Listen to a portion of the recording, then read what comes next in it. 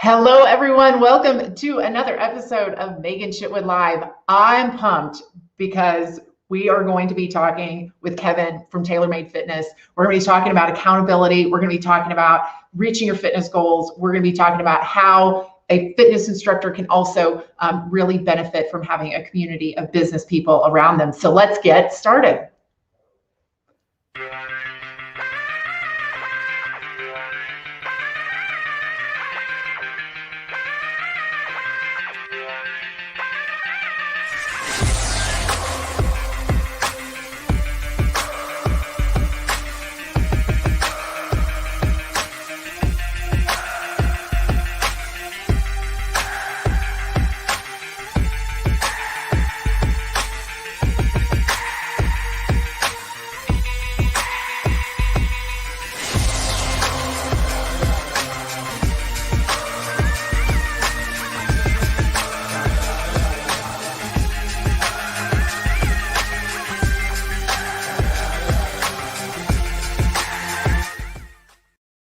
And don't forget, you can catch us at 10 a.m. Central Time every single Friday on Facebook, Twitter, LinkedIn,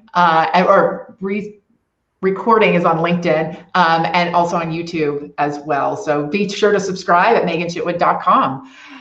Kevin, I'm so excited to have you here. You're my accountability buddy, meaning of the core values of BNI. You're always the person we'd have talking to about accountability. So we'll get to that in a moment. But I love someone with a great story as to why they got into their business. So let's start with how you got into the fitness industry in the beginning. Well, I've been in BNI for almost 10 years, and my story is about 2.5 times the length of that. You see personal trainers nowadays, and you look at them like, wow, you probably can eat whatever you want, and you look so good. But there's a lot of backstory to that. Personally, for myself, I was very overweight as a child. Started in second grade. A lot of low self-esteem through middle school until around the age of 15. I started to work out with my friend Howard. It was a great experience. It helped to give me confidence. It made me stronger. And from, a young male, that is a nice confidence booster. Up until that point, what I wanted to, go to college for or do with my life is something more with computers. I'm a little bit of a nerd. And so, I like computers, but, I kind of shifted my focus more towards physical fitness and health. And I decided when I went to college that I wanted this to be a permanent fixture. If I wasn't accountable to myself, through an occupation, it wouldn't last. And so I decided I went to college for sports and fitness management with concentrations in marketing and health promotion. And, it basically started from there. In college, I helped people, with their workouts. At that point, I'd been doing it for 5 years. There is a benefit to working with someone that has some applicable knowledge, plus the things that I learned in college and through certifications helped along that way. So how exactly I got into personal training? Originally, I thought that my goal in life or my lot in life was to run a fitness facility, own a gym, or just be a manager, run a gym. But through my internship that I had in college, it really spun the focus back to personal training. I did an internship at the Gold's Gym in Montgomery, and the management staff there was really trying to help with the personal training department. So instead of an internship to learn all about the mechanics of a health facility, it was geared mostly to personal training. So I had 3 months of an awesome internship where I was personally coached by the general manager who had a lifelong experience of personal training. Very smart, very wise. He knew a lot of things to help people I officially got my certification with them, and they immediately hired me. It was great. I was at the Montgomery I was at the Gold's Gym in Montgomery for about 2 years, came up to the Birmingham area, worked at those Gold's Gyms. And through that process, I discovered that I wanted to be independent, work for myself. That way I could focus on fewer clients and still provide for my family. Oh, interesting. So it really became like, what did you want your ultimate business and life to look like? Why you decided to go independently? Right. Because if I work with 15 people, as an independent trainer, I can provide for my family just as much as if I was working with 40 people at a fitness facility where I worked for them. Yeah. Very interesting. So one thing that I appreciate about you also is that, like, you walk the talk. You have done competitions. You are constantly honing your own craft of it as well. So talk about the different competitive things you have done within fitness. Yeah, you're going to ask me that. Thank you. So, I started, as a heavy set child, and, you're always going to have those types of issues. You don't automatically fix it with a pill or working out for 6 months. It's a constant process with, little hills and valleys. And one thing I found is, what is motivating me in my personal fitness training? What do I want the workouts to look like? Why am I doing this? Because, usually, getting to a goal is super easy. Maintaining that goal is the hardest thing. And so over the years, I've done a couple different things. I guess the first fitness competition I did were some bodybuilding competitions in 2009 and 2010. I did that for those 2 years. And then I shifted, just working on myself as far as my own personal workouts.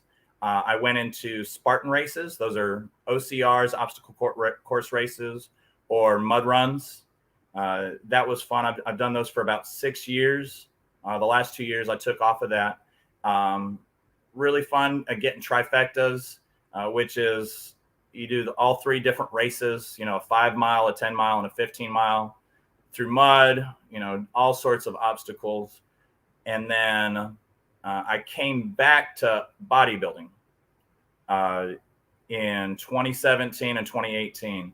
I noticed that I'd slacked off a little bit, and I told my workout partner that I really wanted to get back into it. And so in 2017, I think it was March 12th. It was right around that point. I said, you know what, we're going to do this. I want to do 2 competitions this summer. It went really well. I remembered why I liked it so much. And so starting that summer, my goal was to bring the absolute best package I could that following summer. And through that process, I actually won my natural bodybuilding show, and I became a natural bodybuilding professional through that organization. Very interesting. I don't tell people that a lot just because, then they expect me to take my shirt off, or that they want to feel my arm. And, I still am, a little bit of that introverted person. And then so for the audience, let me just set the stage on what he just said. He is on a stage, I would say in minimal clothing, right? And you're having to do poses to demonstrate the entire thing.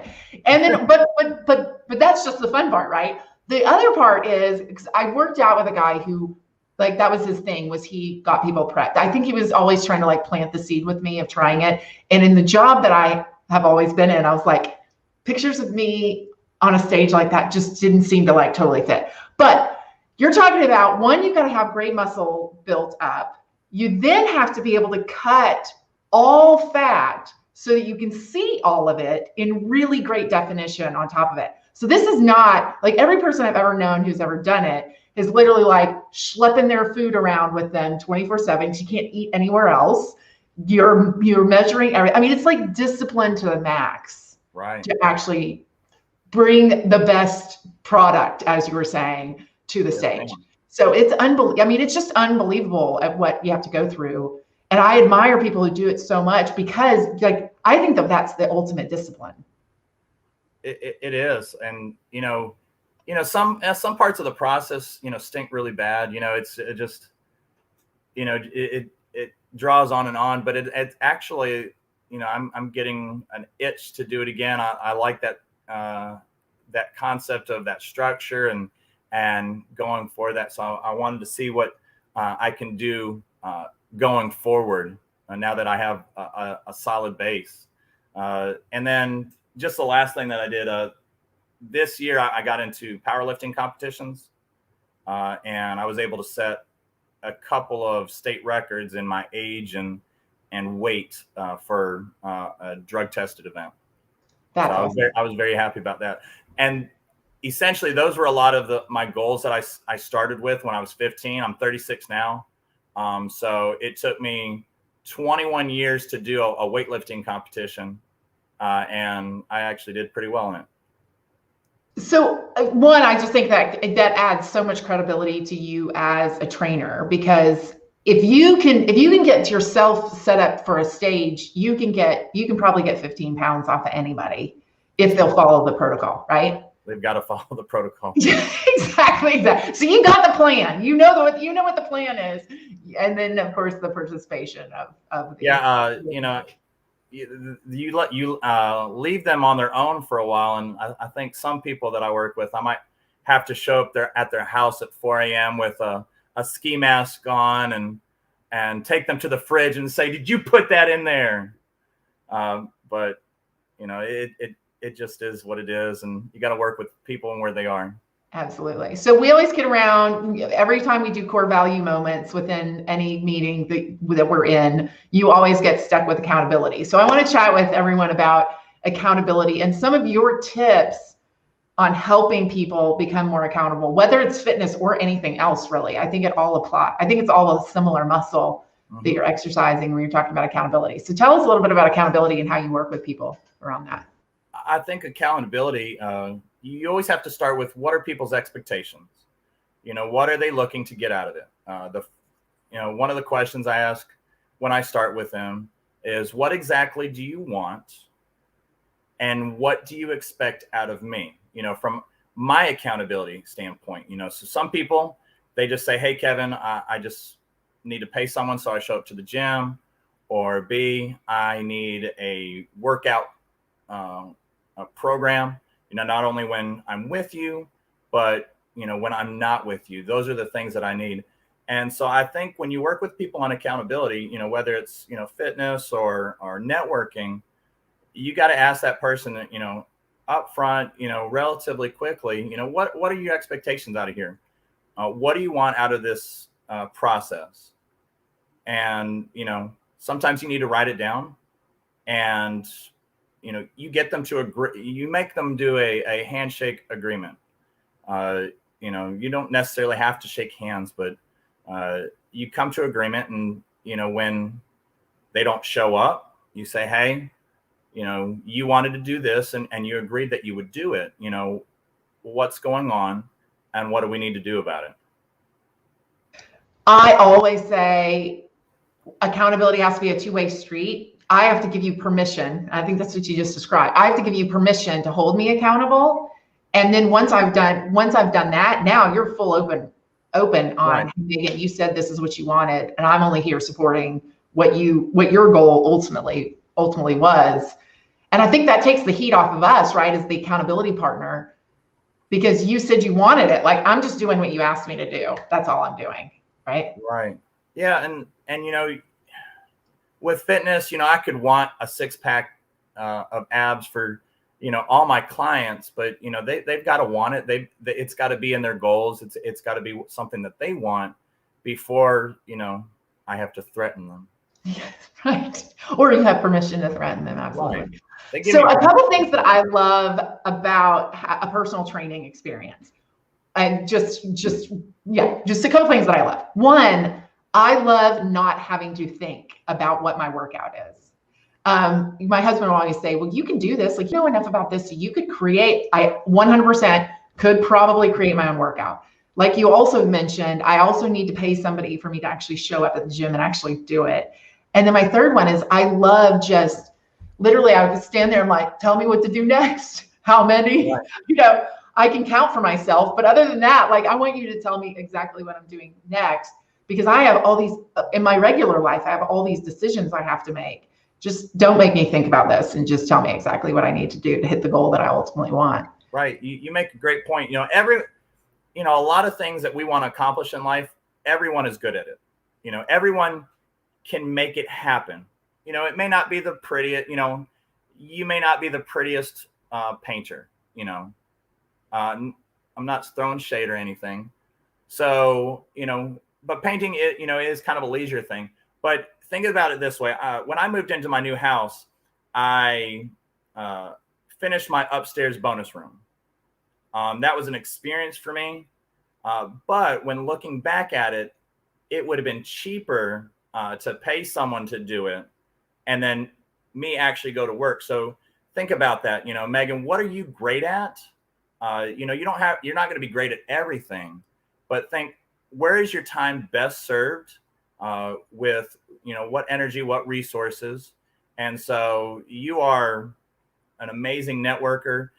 You've given a lot of opportunities to all of North Alabama as far as helping us grow our businesses.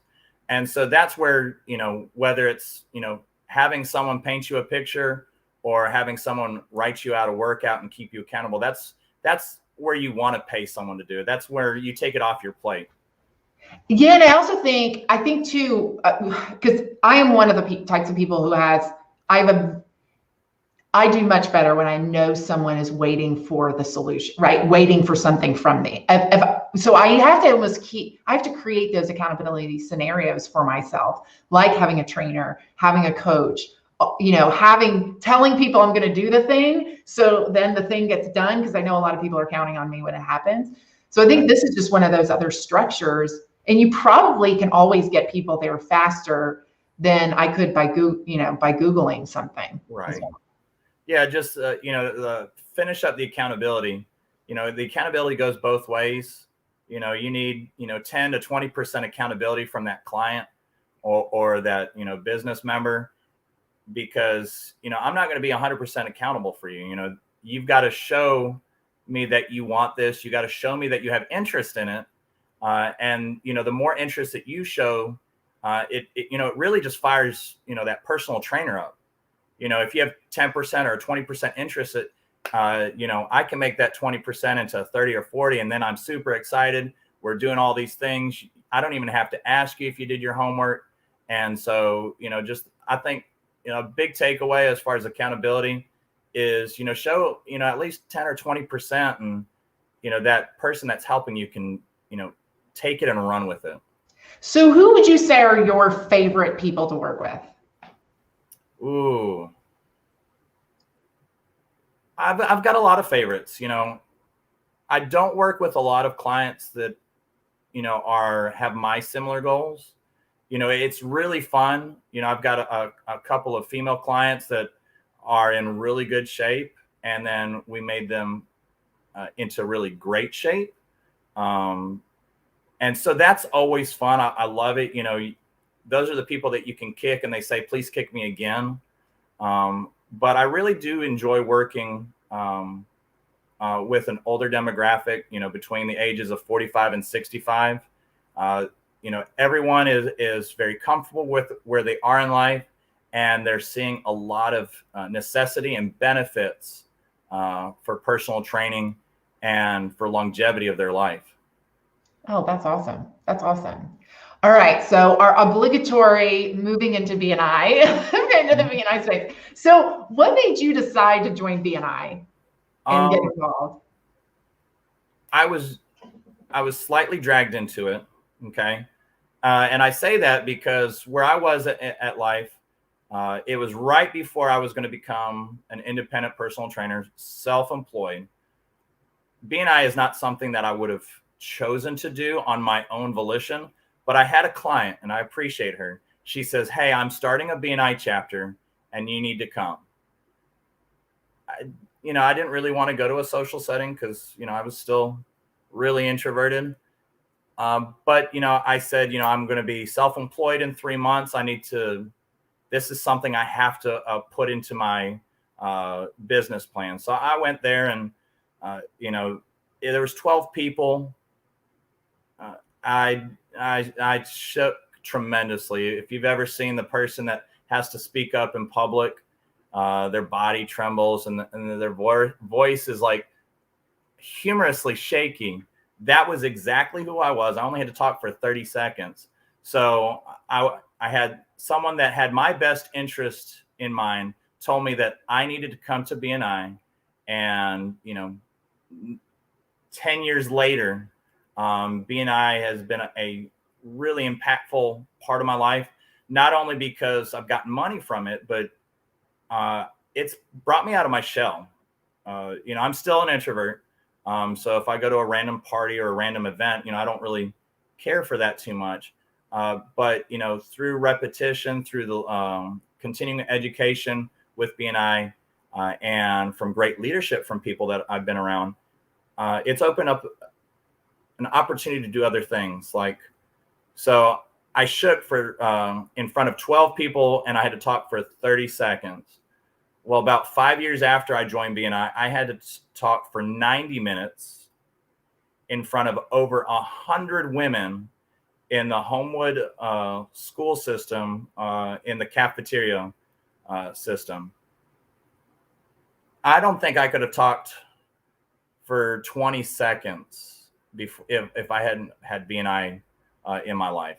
I don't want to do, anyone listening, I don't want to do any big speaking engagements, but what it has done is, I've been able to flex to, 90 minutes and over 100 people. And that brings it back down. And, if I'm talking to 20 people or the 25 people in my BNI group, I'm confident, I get my message across, and they are able to help me grow my business.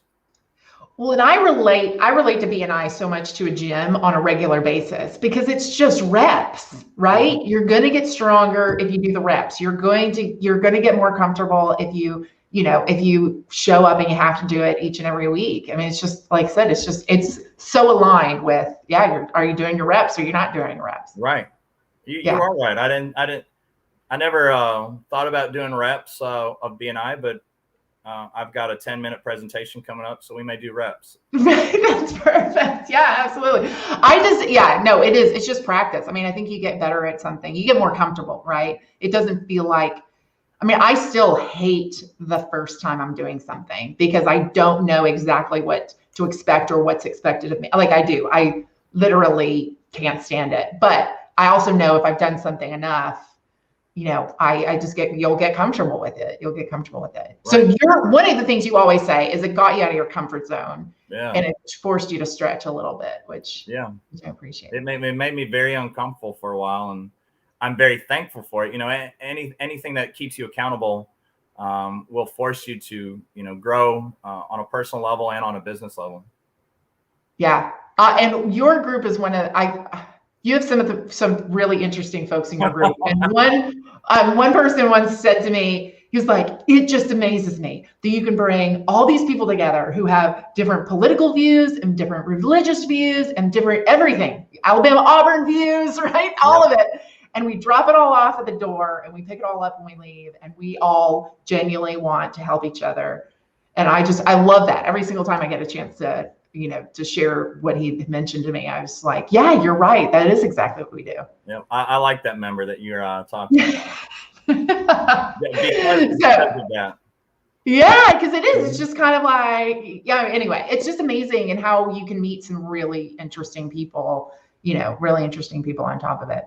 Mm-hmm. So if you were talking to other fitness trainers, what would you tell them if they were considering and thinking about joining BNI? I think it's hands down something that's important to incorporate into your business. If you think about it, if you're a trainer in a gym, you talk to everyone at that facility. That's networking. That's making relationships and not only, finding new clients, but, helping you grow. So the same thing with BNI. I think that it's dumb not to, join a networking organization. And I like to tell people, if you treat it as your biggest client, it will pay you like your biggest client. And I say that because I think a lot of fitness professionals are very nearsighted as far as, okay, if 90 minutes at this meeting, who could I be training and how much would that be? And they're just a little bit nearsighted. Well, farsighted. Sorry. I don't know which one it is, actually. Yeah, short-sighted. Let's call it short-sighted. Before everyone critiques me as the trainer that doesn't know what we're talking about, they think on a small scale, a small level, so. Well, it is. It's how many referrals are you going to get, and is that worth the time that you're putting into it? It's right. Really just the thought process. And then the last thing about that, personal trainers or fitness professionals or anyone, just think about this. You're there to help your client no matter what, whether it's to get them the best insurance, fix their roof, fix their gut. Think about, having 20 other people in your network that you can do a 5-minute favor with. Our friend Emily talks about helping with a 5-minute favor. If someone needs a roof, I can call my friend Sam and he can go and fix that. So be an invaluable resource to your clients. Personal trainers are a lot like hairstylists. Personal training and fitness is, one part of that, but solving all these other problems that can get in the way of why they're there with fitness is also important to fix. Yeah. You're so right about it. Almost sometimes turning into a therapy session when you're resting, right? Yes. So interestingly enough, I was listening to a podcast or something, and they were talking about the amount of time a self-employed person should spend on marketing versus actually fulfilling. And I want to say they said 50-50, which I never did 50-50 when I never at all. But it just goes to show, like, you have to have some marketing time. Right. When you have your own business, like, you have to have a marketing time. So what is the marketing time going to be spent? How are you going to spend that marketing time? Me personally? Well, and I mean, you personally, and in general, I just think that's the perspective you also have to look at, because you're not going to have clients to train if you haven't been doing outreach. With any business, you always want a pipeline. Some people are very fortunate; they don't have to work as hard, or they've already built up a reputation to where they have a pipeline. But even if you do have one of those already, I think you should always look at other possibilities, whether it's, joining a networking group. Personally, I do a little bit of Facebook quarterly because, usually it takes about 90 days for someone to, make a decision. Some people are, I'm fat, I need to get there. I need to work out. The summer's been miserable. It's super hot. But a lot of times, it takes 90 days of planting a seed before they're ready. So I really like September and October in my group, because I'm like, hey, all those people who, are adjusting their belts or patting their belly, they're going to start talking to you about how they don't like that. And when they talk about that, I want you to give them my card. I'll talk to them now. I'll talk to them in January. I'll talk to them next March. So, I think BNI takes up the majority of my networking time, and I do a little bit of Facebook. I get tagged in a lot of people looking for different types of services. So maybe 4 hours a week. Yeah. Yeah. And so the fun fact is, right, when people start to go into the new year, New Year's resolutions, they end like 15 days. I mean, it's something ridiculous, like days into it. Yeah, there's a lot of numbers around that. I probably, make up any sort of number, but 15 days is a great starting point. If you can get past that, and then get past 45 and then get past 90, after 90, you're pretty much golden, unless something catastrophic happens or you just. But a trainer is the solution, right? A trainer is the solution to that. Yes, ma'am. It's one of the best solutions. Yeah, absolutely. Awesome. Well, this has been great, Kevin. Thank you so much. And thank you for being such a huge advocate of BNI as well, and being part of our regional team also. And I just, like I said, I appreciate that you walk the talk when it comes to it. I mean, nobody wants to go to an overweight trainer, and the fact that you've had all these fitness accomplishments, I think are just amazing as well. Yes, ma'am. Thank you. I appreciate you letting me be on here. Yeah, love it. All right, awesome. So next week, we are doing a replay. We're doing a replay. Melissa Dixon from CDI Janitorial. She was our first guest.